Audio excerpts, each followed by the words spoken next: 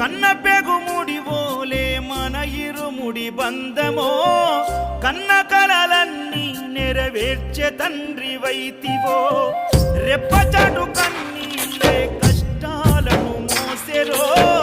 తప్పులెన్ని ఉన్నాయో మన్నించి చేరదీయరో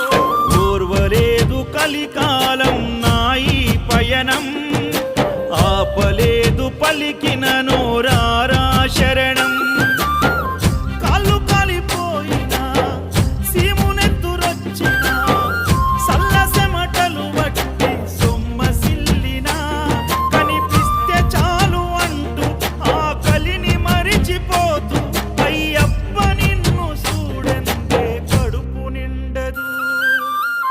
ఎంత దూరం